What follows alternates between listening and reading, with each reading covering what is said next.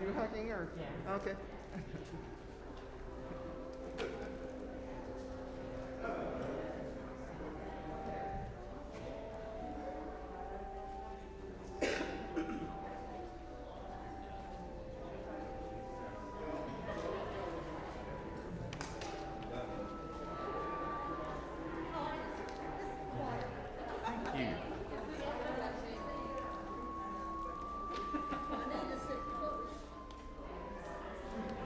Thank you.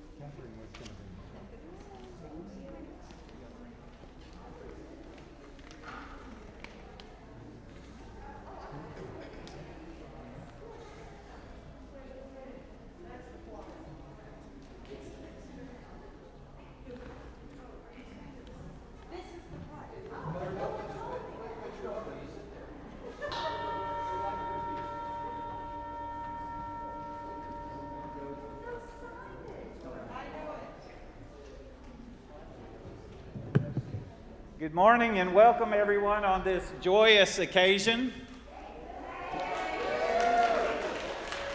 As part of our new safety protocols, the presenters can remove masks, but we ask you to keep your masks on. That allows our presenters to keep their masks off. Everyone here is part of a safety team. We invite you to remind each other of good safety protocols, be respectful of everyone's need for distance, which can be different for different people.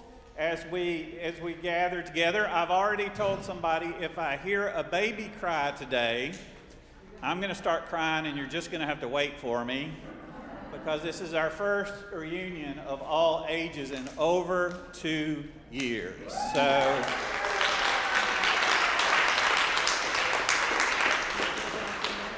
in the Jain tradition, there are people who wear a face mask so they won't injure an insect. An insect won't fly into their mouth and lead to unnecessary loss of life. Today we're wearing face masks to keep our kids safe and to keep those who are immunocompromised safe. So practice a little Jainism. Move into the direction of Jainism. Is everyone here willing to work together as a team to keep everyone safe? If so, say yay. Yay. Let's do it. We have a testimony.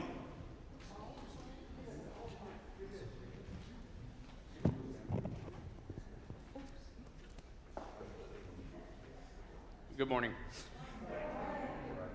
My name is Ryan McBee, and I'm currently serving as the president of the congregation here at TVUC. My wife, Kristen, and I have been members since 2016, and we've since been joined by our son, Theo, who's 4, and our daughter, Margot, who is 1. As we were going through some significant life events, we started our search for a spiritual community to call home. While we both grew up in Protestant churches, neither of us really had much of a connection to those faith traditions. But we were certain we could find a church that held our liberal ideals, even here in the South, but we weren't sure how long that search would last. We'd planned to look at a bunch of churches, but it didn't last very long. We came to TVUC and immediately felt like it was the home that we were searching for. And I'm grateful that we found such a loving and accepting congregation. I feel blessed to have such a spiritual community to help raise my family. At TVUC, I know that my children will learn to love and be loved. And I know this because they have been welcomed every moment of their being. When my son was a toddler, he would not stay in the nursery, and Kristen and I were always really self-conscious of bringing him into the sanctuary and disrupting services, but we were constantly reassured and made to feel welcome by everyone. And I'm proud to be a member of a church that strives to live its values so visibly in our community. I don't have to look hard to see the impact our congregation is making, and I'm amazed by how much good we can do when we do it together. I'm so proud of how we are still using our resources to serve the community, even when we are not in our building. I wrote that last week.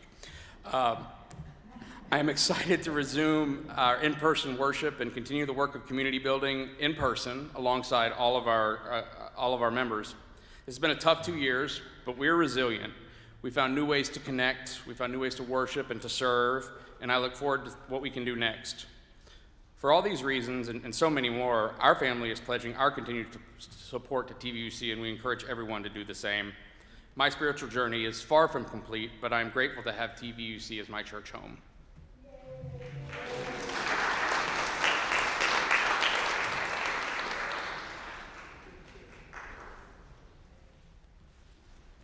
This prelude was composed by Levko Revutsky, who studied with Mykola Lysenko, the father of Ukrainian classical music. And Levko edited the collections of Ukrainian folk songs that Lysenko prepared. He also continued in Lysenko's tradition by creating art songs and art music that was inspired by these folk song traditions. During his lifetime, Revutsky would receive many accolades and awards in recognition for his efforts in promoting the Ukrainian culture.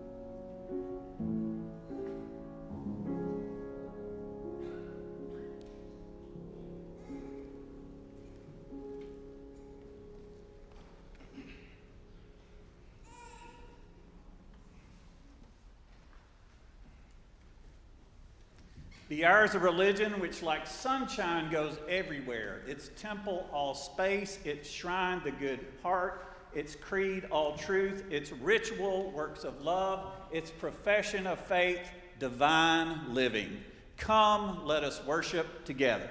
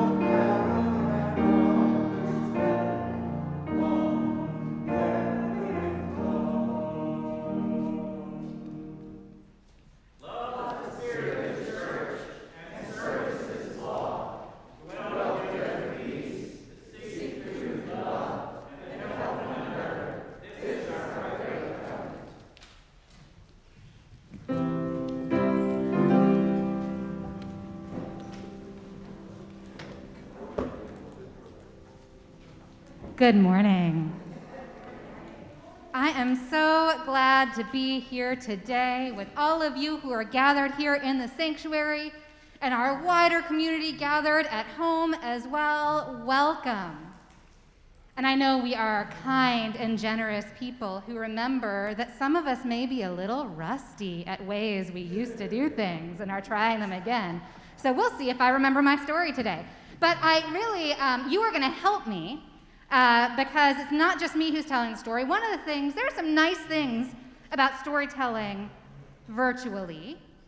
Some of you may be a little disappointed to have only me to look at now, and not some pretty pictures too. But one of the things we didn't get when we weren't in person was the ability to actually have storytelling go both directions, not just outward to you. So there are two things I'm going to ask for your help with in particular that everybody can help with. In this story I'm going to share, there is a storm. And so every time I mention thunder, I would like to invite everybody to help make a little bit of thunder like this. And then stop. It should be short because I'm going to keep talking, okay? Shall we practice one more time? So when I say, and there was a boom of thunder. You got it. All right. And then sometimes in this story, I'm going to say sanctuary. And if you are listening for the word sanctuary, every time I say that, I want a little whispered echo of that word. So when I say sanctuary, then you all say sanctuary. And those of you at home, if you participate too, we might or might not be able to hear you. If your thunder is really enthusiastic, who knows? We may be able to tell. So I want to invite everybody to take part this morning. And there may be a chance later on for a couple of people to come up and help out too. So this story is an adaptation of a story written by UU religious educator Tim Atkins. And it begins with a kid who is caught out in a thunderstorm one day. How many of us have ever been in a storm? What happens in a storm? We hear some thunder, and then what else might happen? Lightning, and I heard something else. Rain. It started raining really hard.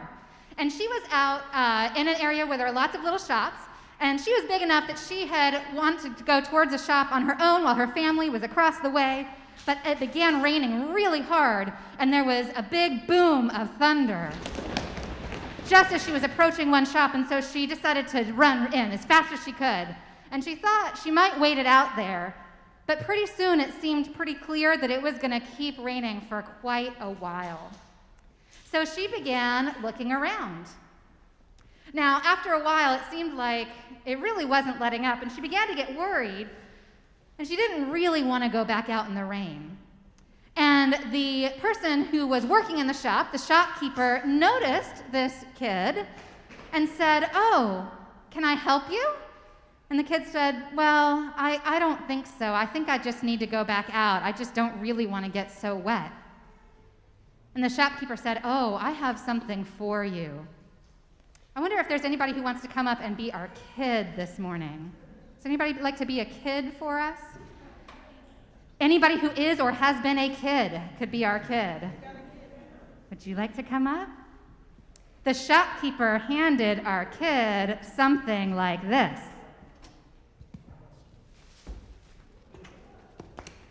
Would you like to hold this for me?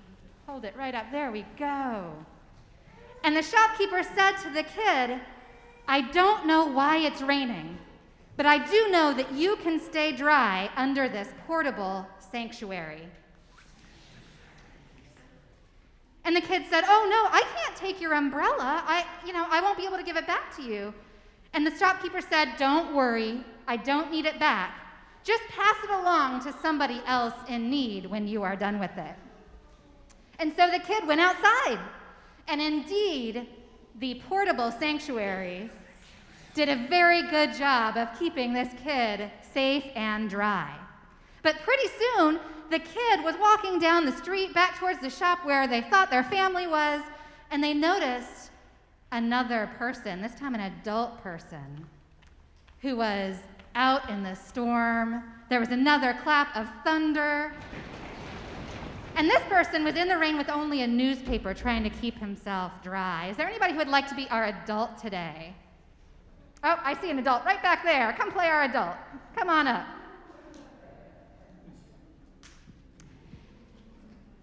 Now, this adult was pretty discouraged. The newspaper was not keeping him dry at all. And in fact, he was in a very nice suit of clothing because our adult today was on his way to a job interview. I wonder if any of us have ever interviewed for a job before. Now, he had been kind of discouraged because it had been a long time since he had been able to find work, and he really needed to get this job. But he felt like if he showed up to this job interview completely drenched, it would make kind of a bad first impression. He was worried about it. Now, our kid saw this person getting wet in the rain. And do you know what this kid did? Can you guess what the kid did? Do you want to offer that to our adult? Thank you. And the kid said, "Here, take this. I'm almost to where my family is." And the adult said, "Oh, no, I couldn't take your umbrella." And the kid said, remembering what the shopkeeper had said, "Oh, don't worry. Just pass it along to someone else in need. I don't know why it's raining, but I do know that you can keep dry under this portable sanctuary." And do you know what? That adult went to their job interview and got that job. And before long, that adult had the means to buy a few more umbrellas of their own. And every time there was a thunderstorm, that adult carried not only the umbrella that the kid had given to him, but a couple extras and would pass them out to other people who looked like they needed them, saying, I wonder if anybody knows what the adult said, "I don't know why it's raining, but I do know that you can stay dry under this portable sanctuary." And before long, it seemed everyone in the town had umbrellas they shared with one another, saying the words together. And it may be that no one ever was without sanctuary in a storm in that town again. Thank you for helping me this morning. And now, during our next hymn, all who would like to take part in our first day of religious exploration programming today are going to head with me out to the fellowship hall, and we are going to be learning about the Little Free Pantry that is one of the most wonderful acts of love and service that happens in our church community every single day. We're going to learn about it, and we're going to stock the pantry today. And RE time goes until 12:15, and parents, you can come find us out on the playground at 12:15 for pickup. And so now we will sing our learners and leaders out with our hymn, which name I have forgotten. Our choir will sing them out with "O Life That Maketh All Things New." Thank you.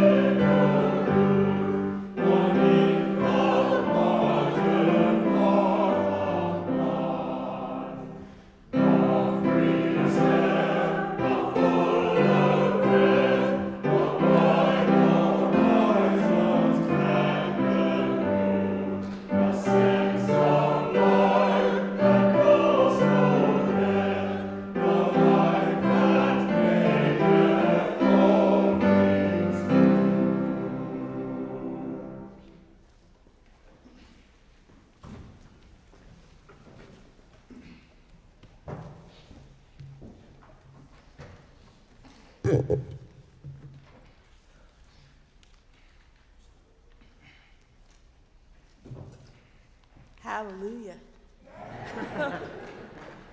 Joy. There are many, I'm going to start, because the program says so, with the reading.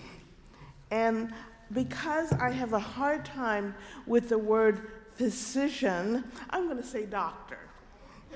Isn't it great, the English language? You have many words for the same thing. Honor the doctor with the honor due to her according to your need of her. For the Lord created her.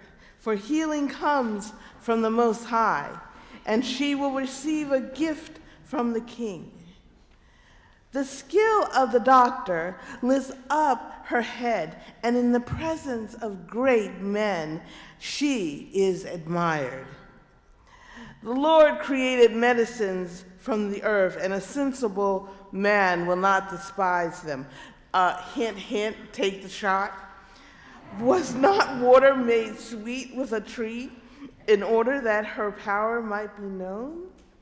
And he gave skill to men that he may be glorified in his works. By them he heals and takes away pain.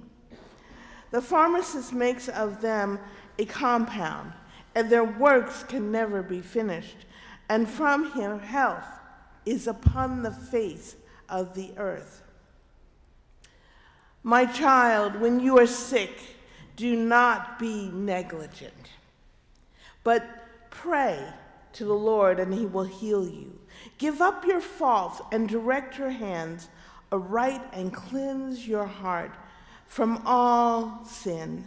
Offer sweet-smelling sacrifice and a memorial proportion of fine flour, and pour oil on your offering as much as you can afford. Give the doctor her place, for the Lord created her. Let her not leave you, for there is need for her. There is a time when success lies in the hands of the doctors, and for they too will pray to the Lord that he grant them success in diagnosis and in healing for the sake of preserving life. She who sins before her master may he fall into the care of a doctor. The joys and concerns are really many, and because of certain people don't want their names named, I want you to just hold in your thoughts people who are now part of hospice and needing prayer, meditation, thoughts, going through this last journey. And there are people who are not feeling well, who we ask the doctors to grant them health and pharmacists to grant them the medicines they need. We ask that people who are sad, we remember them and hold them close to our hearts. And we ask that you remember all, for you all are family, that you call and remember and talk to them, or just send a thought if that's all you remember to do. Now, the next joy or concern, and I am so nervous, this is amazing. I'm leaving. I have resigned, and it's not final until July. As some of you know, or if all of you know, I had a stroke, and it has been a really incredible journey of learning to speak again. I'm having trouble with walking, but walk again. And to know this, if you're a lawyer or a minister, speech is really important. I mean, sometimes you just can't shut up. But it's important for me to know that I am doing my best. And I find that recently I've come to the conclusion, because I can be stubborn, that I need to leave. I need to follow the doctor's orders. I need to heal. And in order to heal, that means I must leave. So I want to thank you and remind you that I am still here for 2 months. So you'll get another sermon or so out of me. But in the meantime, please come up, say goodbye, say hello, and come up and just say, why are you doing this? Why do you have to do that? Whatever you need to say or do, please feel free. And know that I don't leave easily. I leave with great sadness, but also there's joy to know that, like Jesus, it's been 3 years and I'm leaving and I'm not getting crucified. So it's okay. Bye.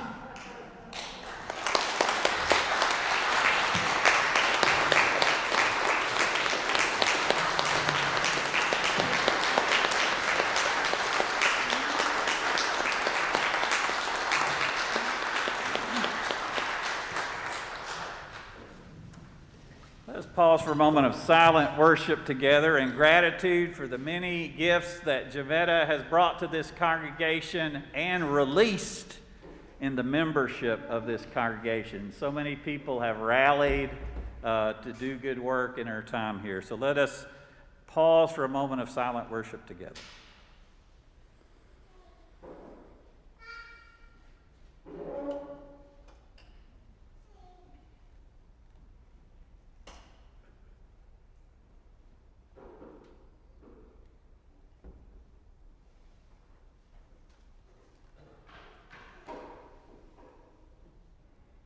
For the gift of ministry and for the gift of shared ministry, we say amen. Joy. Joy.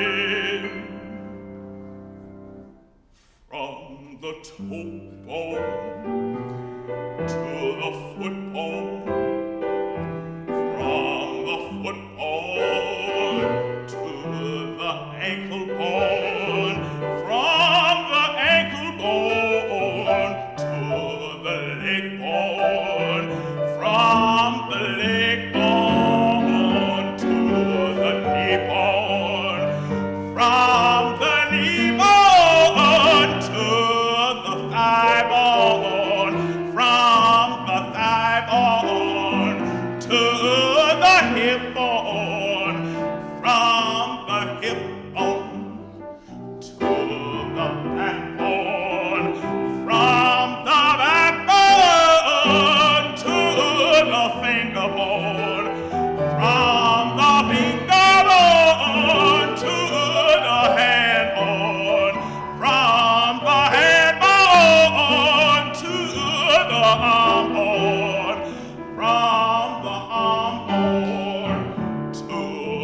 shoulder board, from the shoulder on to the neck board, from the neck board to the headboard. Them bones of them, bones of them, tribals, them bones of them, bones of them, tribals, them bones of them, bones of them, tribals shall rise together in the morning.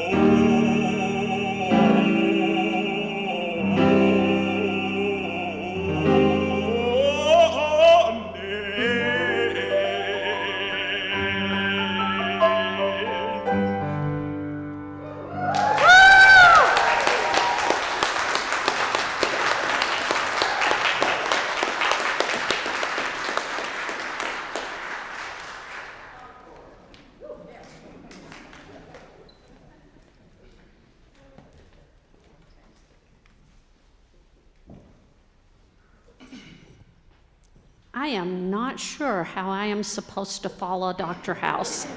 So I am not going to. I'm just going to go right into my part.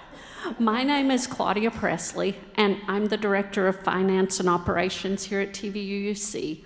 On behalf of the staff, I want to thank you for being here in person and online with us. Today is a designated offering Sunday. What that means is that 100% of your contribution that comes in that is not marked as a pledge goes to our designated offering organization for today. Today, that is the TVUUC Community Garden, and you're going to be hearing a little bit about that in just a few minutes, but my job is to tell you how to give. So if you are in the building today, if you'd like to give on your way out, there are baskets on either side. You can drop a check or cash in there. If you've gotten used to giving online, you can sit in your seat here in the sanctuary and log into your Realm account, or you can go to tvuuc.org/give. You can give that way, or you can text give to the number 73256, type in TVUUC and the amount that you would like to give. All of those ways, except for the dropping your money in the basket, can also be done online if you're watching from somewhere else in the world today. So thank you very much for joining us. And now you're going to hear a little bit about the community gardens and what they do and why they do what they do. So, Barbara?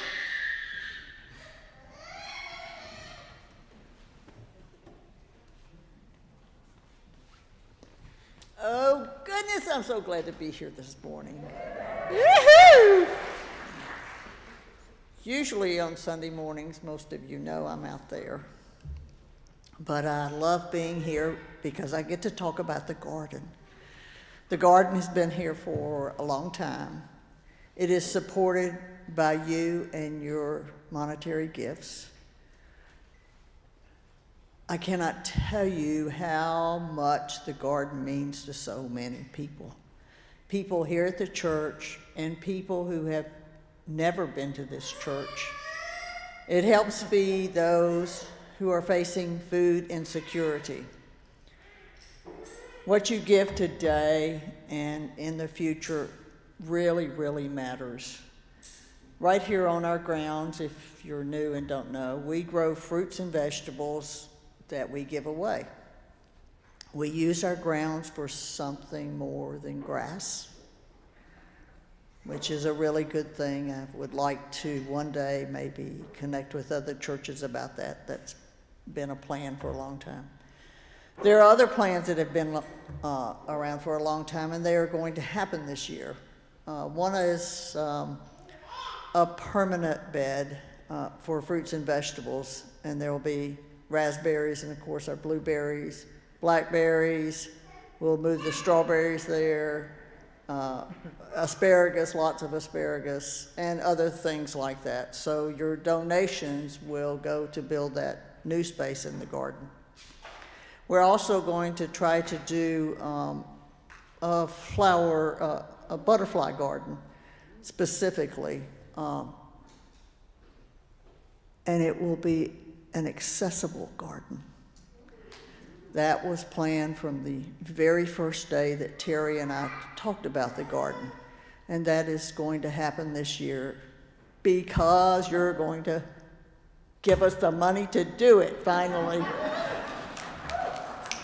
So people will be able to come right off the parking lot and right into that garden space. They can help take care of it, enjoy it. It'll be educational, but we'll be connected to the monarch. You'll have to help me with the words. Yes, the monarch migration system, and we'll be reporting our part, and there'll be educational, interactive learning centers and a place to have a cup of coffee and all that kind of wonderful thing.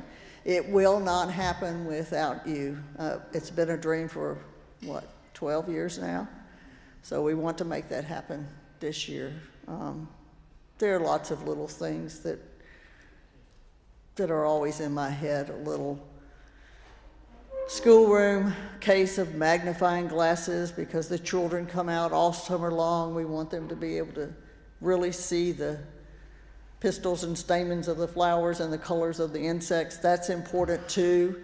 Those kinds of things matter to connecting everyone to the greater world and to the environmental issues that we face today. So if you want to talk garden, find me. I'm going to be in the building. I'm not going to go outside. I'll be here.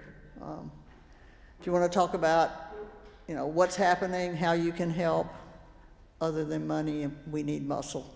I'll just be real blunt. We need muscle. Thank you for listening. Thank you for helping. See you later. Bye.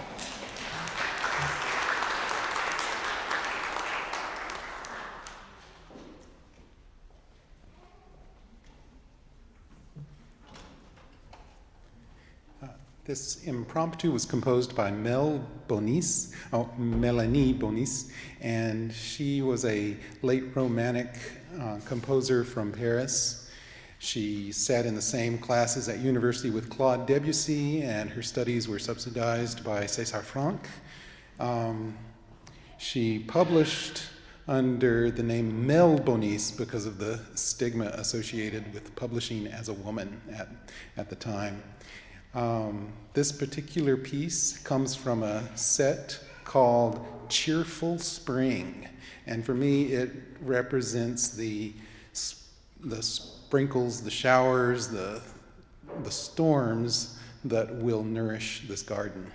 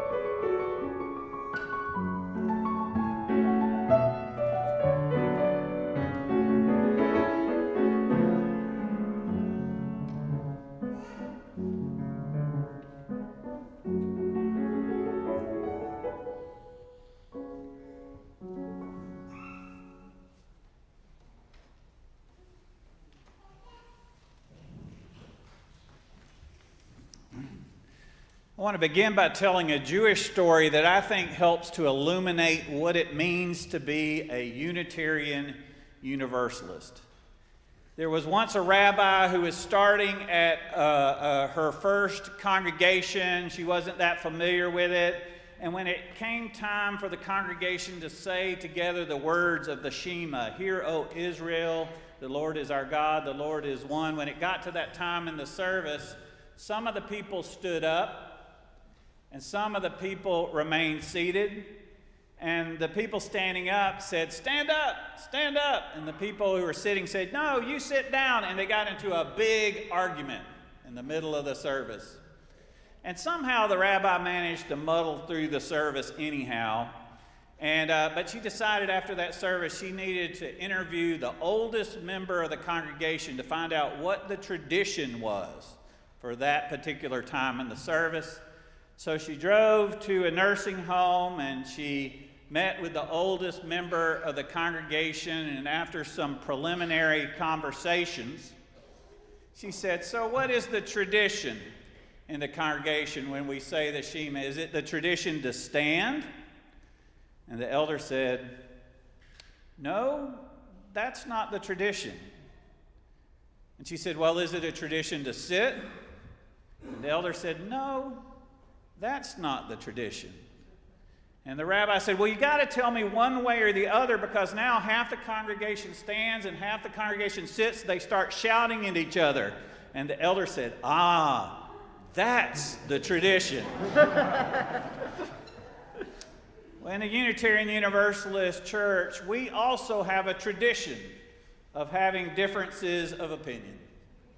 And yet we have common values that underlie these differences. Underneath all our diversity, there is unity. And I find some of that unity in the words that come from, if you go into the synagogue next door, you'll find these words in the prayer book there, but they are also in the back of our hymnal. These are the words.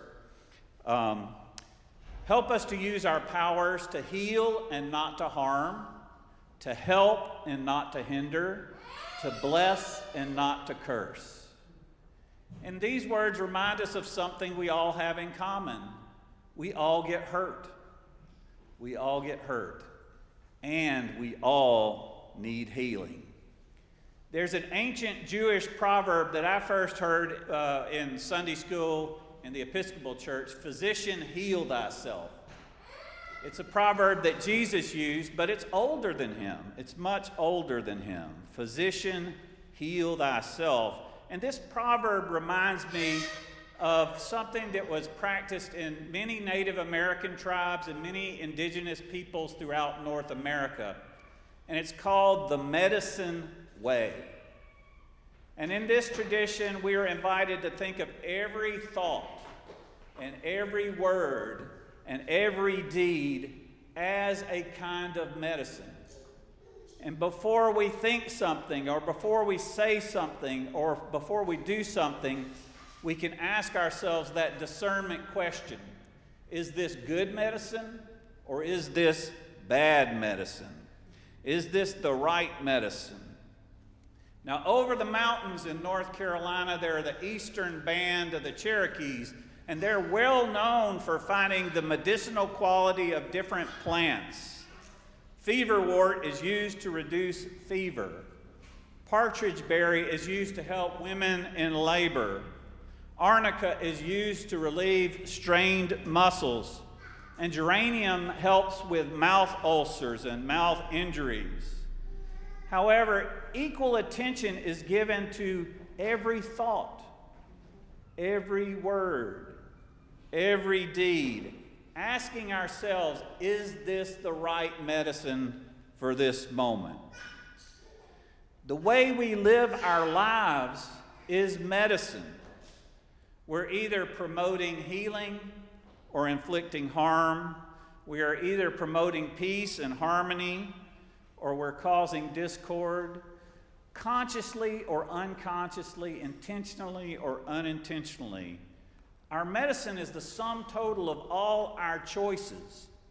It's found not only in our words. There's a proverb in Cherokee tradition, which I think about every time I'm walking through the forests here in East Tennessee. The Cherokee say, "The trees are wiser than us.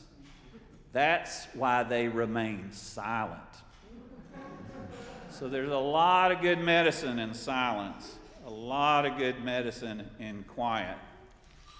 Now, a number of years ago, I was looking through our church rummage sale, and I found this cylindrical container, which is labeled Shakespearean Insults. And I opened it up, and sure enough, that's what's inside. Someone had lovingly typed and used craft scissors to cut out many different Shakespearean insults. Where else could you get such a thing but our church rummage sale? Insults like, "You heedless joltheads, you dissembling harlot, you incontinent varlet. Thou art a boil, a plague, a sore, an embosomed carbuncle of my corrupted blood. You're an irksome, brawling scold, a pox, a muddy rascal, a gross lout, a poisonous bunchback toad." Now, I'll be the first to admit that there's something very satisfying about saying these words. I don't even know what many of them mean. But there's something satisfying about saying them. They just sound insulting. However, I wouldn't recommend that you send any of these words in your emails to anyone you want to stay in good relationship with. I wouldn't recommend it in any social media posts, or I wouldn't recommend it in any saying it out loud in any committee meeting of the church where you're hoping to advance the work of the church and help us all move forward. On stage, those kinds of words are good entertainment, and good entertainment is good medicine. But when we bring verbal abuse into our most intimate relationships, our families, our marriages, our partnerships, our churches, then it can become bad medicine real quick. And we need language that heals and does not harm, language that helps and doesn't hinder, language that blesses and doesn't curse. We need good medicine. Now, I studied for the Unitarian Universalist ministry at a Quaker school where I heard a lot about the inward teacher, the still small voice within us. And the goal of a Quaker education is to direct everyone to look inward. The best thing that an outward teacher can do is help you look inward. Look at the spirit within your own heart. Spiritual wisdom comes from the inside out. In the 19th century, the Unitarians and Universalists used this language. There's a divine spark in every person, a holy light that shines in every person. So the best thing that a preacher like me can do is help direct you toward the inner light. Now, when I served a church in Spartanburg, South Carolina, there was a chiropractic school there, so we had a number of chiropractic teachers and practitioners. And I learned that this idea of the inward teacher is embraced in that tradition in the idea of the inward physician. The inward physician. Now, I had a friend that went to that school who I called the outlaw chiropractor, and she told me lots of things, and I don't know what's official chiropractor knowledge and what's just her own ideas. So I'm going to share you some of the things she told me. And that's this idea that we think of there being a difference between the mind and the body, but that's a false dualism. The mind permeates the body. Every time you wiggle your fingers or wiggle your toes, that is the mind flowing through the body. We are not two different things. We are not two different things. We are one. There is a unity under all that diversity. As the African American spiritual tells us, the head bone is connected to the neck bone to the backbone to the thigh bone to the knee bone to the leg bone to the foot bone. Oh, hear the word of the Lord. Now, knowing these lyrics won't help you pass physiology class in med school. but they do remind us that everything is connected. Because the other thing that my outlaw chiropractor friend told me is the body knows how to heal itself. The body knows how to heal itself, and when we give it medicine, when we get the vaccine, when we receive a treatment, all we're doing, we're not healing the body. We're giving the body what it needs to heal itself. We're giving the body what it needs and then saying to the body, physician, heal thyself. I chose the topic for today's sermon before I knew the Reverend Jametta would be announcing her resignation. We do plan way ahead. The ministry of Jesus was only 3 years, so all we can do is assume you're not trying to outdo him. When future generations walk into the Lizzie Crozier French and see on that white wall a picture of all our former ministers, and eventually their eyes rest on the picture of the Reverend Jametta Austin, they will know that the spirit of change blew through this building for 3 years. From putting condoms in our bathrooms to protect people's lives and prevent the spread of AIDS, to being the brainstorm that led to our food pantry program so that the hungry could be fed, through a cornucopia of pastoral care options, meditation groups, ministerial check-ins, driveway visits. No minister in the history of this church has been more available in the widest possible variety of ways than the Reverend Jametta Austin. And we've watched you as you recovered, and you've been a role model because, maybe one day I'll have a stroke. Maybe one day someone else in this room. And we watched how you've been able to choose the word you can say and not let the word you can't say hold you back. Using those recovery skills, being a physician who is healing herself.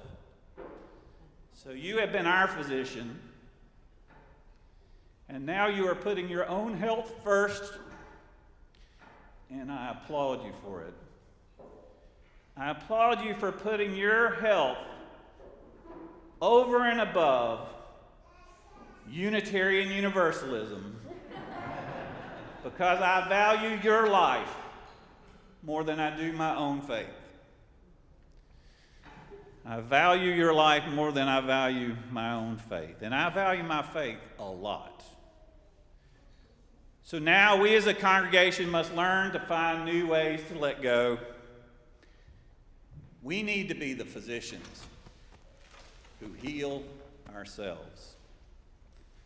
The older we get, the more aware we become that our personal health is affected by every thought and every word and every deed. When we get angry, it can raise our blood pressure.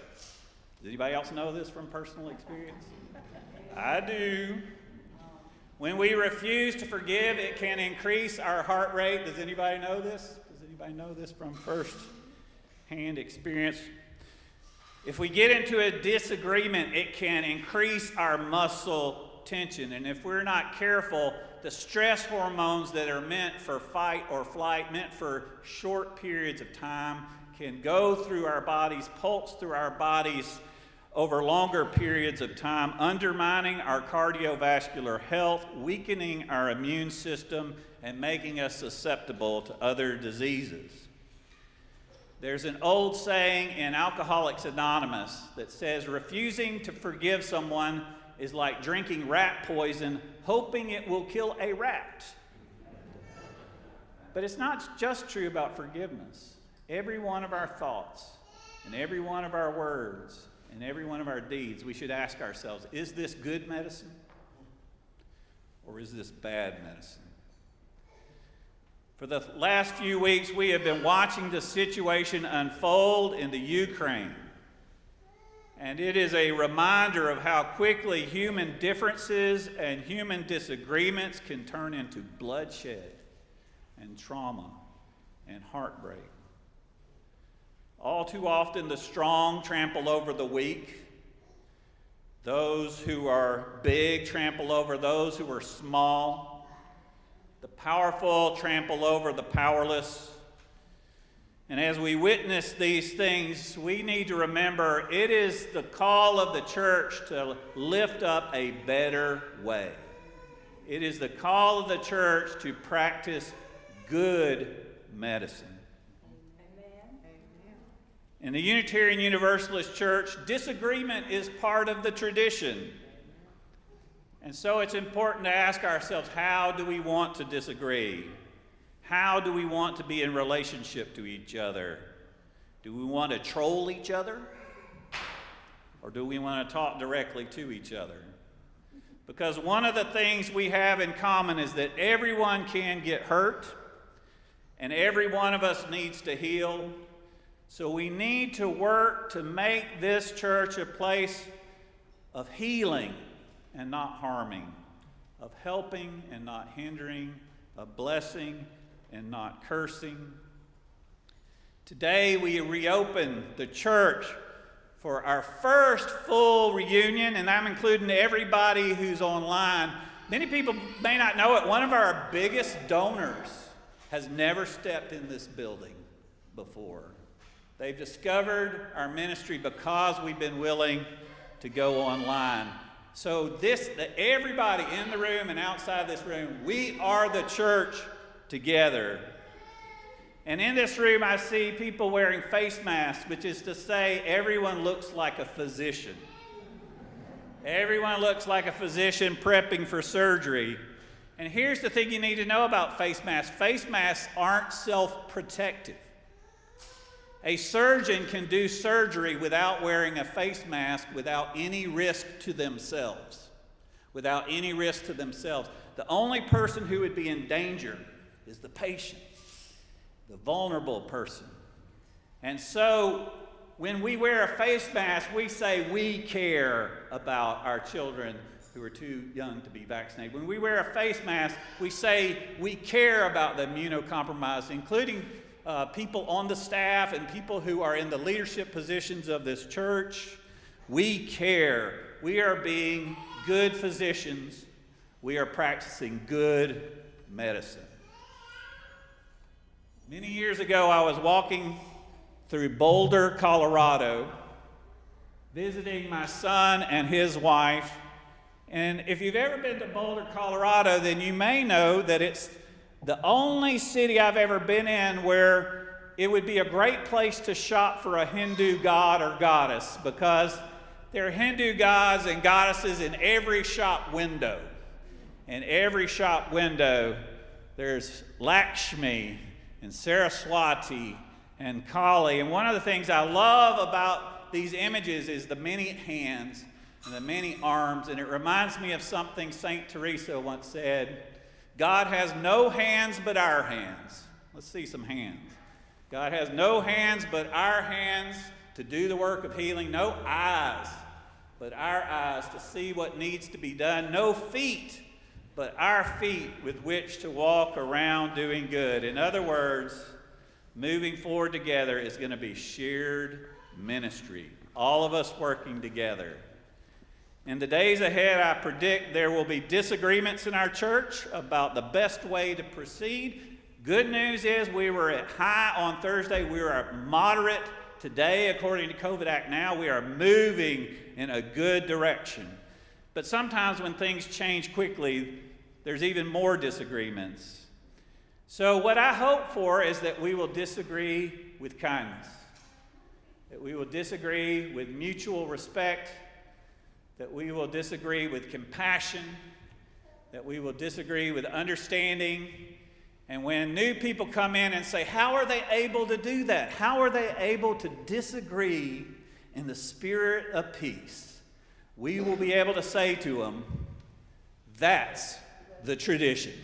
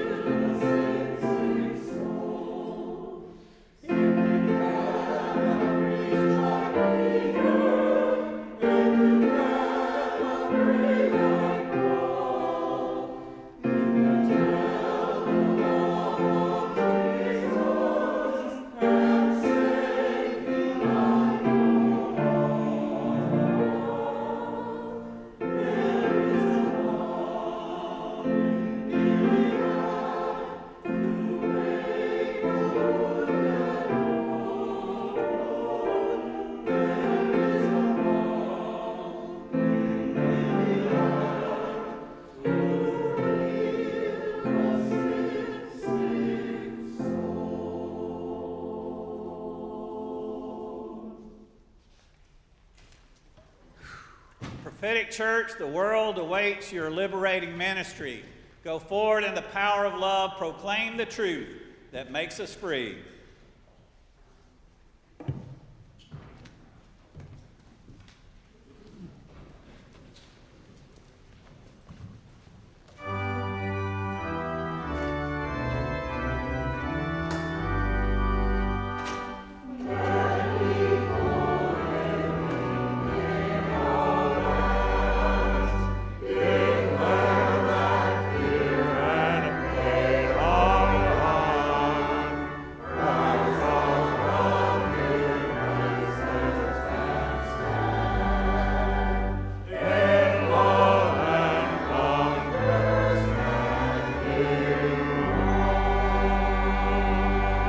As you leave, I'll be greeting people outside, but there's a special reception out on the patio. And if you haven't seen that patio, because we finished it just before the pandemic, go see it. It's beautiful. It'll be a wonderful reception. As our last act of worship, I invite you to turn and greet your neighbor.